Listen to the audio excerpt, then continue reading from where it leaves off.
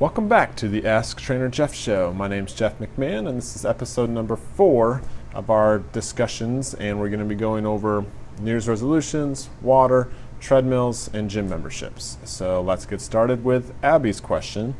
And Abby's question states, is it better to use a treadmill or elliptical at home, or is it your preference? It's your preference.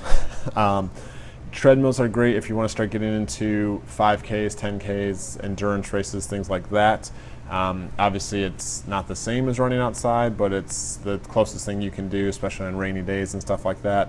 The hardest part about treadmills is the impact they're going to have on your joints, just like running.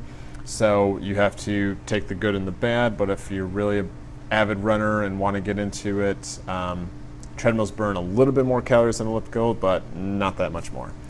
Ellipticals are great if you have a lot of pain in your hips, knees, ankles, or back. So they're softer impact, and you can still push yourself, keeping your resistance up, your incline up, things of that nature. So personally, I like the elliptical because I can do like 2 minutes at a really fast jog and 3 minutes slow, like trudging through mud, really change the resistance. But I also like treadmills because I can go 60 seconds on there, then jump off, do some exercises, get right back on the treadmill, 60, 90 seconds, get back off. I'm not an endurance guy, so I don't do endurance, but I like the intervals I can do with the treadmill. It's just easier because I can keep it running and then get back off, whereas a treadmill, it doesn't keep running on its own. So good and the bad, but more or less, it's your preference. Next question is from Susan. How much water should I drink a day? Well, the American Health Association states you should drink a minimum of 64 ounces, which is 8-ounce glasses of water. If you want to start losing weight and increasing the hydration levels of your organs, you should be striving for around 96 ounces of water a day. Now, yes, you're going to pee. Not going to lie, you're going to pee pretty often throughout the day. But that's good because as your pee is clearer and not yellow, that means your organs are hydrated, your body's functioning proficiently, and the more you pee and poop, the more you lose weight. So if your body has a normal cycle of excreting out the bad toxins, fats, and all that stuff, and keeps in all the nutrients and things of that nature, that's where you're going to start seeing your main results. So my personal preference is to drink 96 ounces up to 128 if you want to go for the full gallon. You got to build up to that, make your bladder expand a little bit, things of that nature. John states, what New Year's resolution can I stick with? New Year's resolutions are based on goals, John, so you really got to look deep down and say, why do I want to make a change in my heart? Why is this year any different than last year? When you answer that why, ask the why again. You want to have 5 levels into the why question for you to really get a difference into, are you really going to make a change or not? New Year's resolutions you want to do is something small, something that you can achieve, so you have that proud sense of, oh man, I nailed it. My goal was to lose 5 pounds in 2 months, and I did, and that was your New Year's resolution. My New Year's resolution for this year is to eat no processed food, no sandwich meat, no granola bars, none of that jazz. So far, it's not New Year's yet, but I started it a month early, and I'm sticking to it, and I'm feeling 100% better. So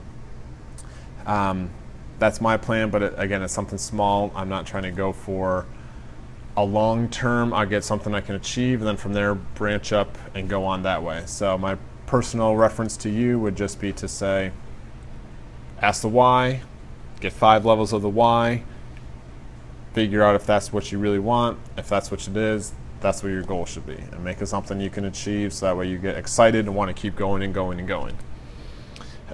Mark says, I joined a gym and don't know what to do. Well, Mark, you're not alone. We're not taught what to do. We go through school. Gym's class is pretty much non-existent anymore. Gyms, as soon as you walk in, you're bombarded with a sales guy, you're bombarded with a personal training guy, you're bombarded with this and flyers and free towels and all this kind of jazz. Bottom line is, we don't know what to do. You can read in a magazine, you can read in a book, and kind of educate yourself, but magazines and books aren't based on if you have back issues, if you're on diabetes medicine, if you have high blood pressure, if you have migraines. They don't care about that. They're based on just a generalistic approach.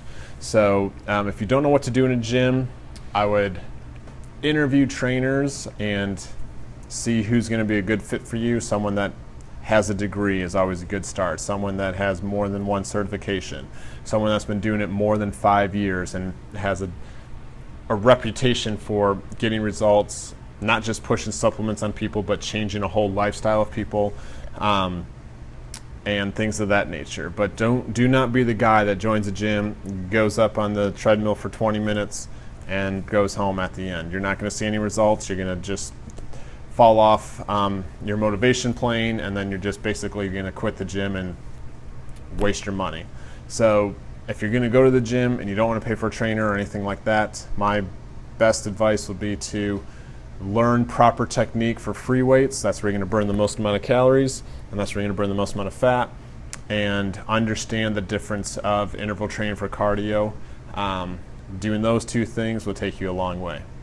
All right, guys, keep sending me questions. I'd love to answer them. Again, it's hashtag AskTrainerJeff for both Facebook or Instagram, and look forward to hearing more of your questions.